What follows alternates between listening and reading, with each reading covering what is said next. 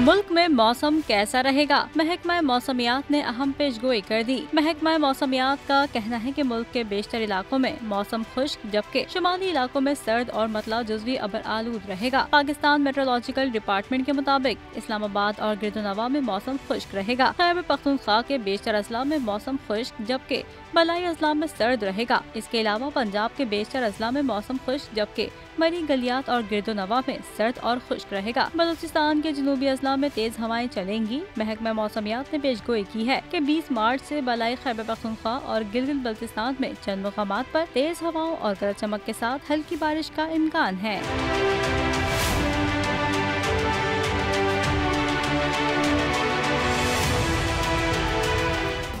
Subscribe करें और bell दबाएं ताकि कोई खबर रह न जाए।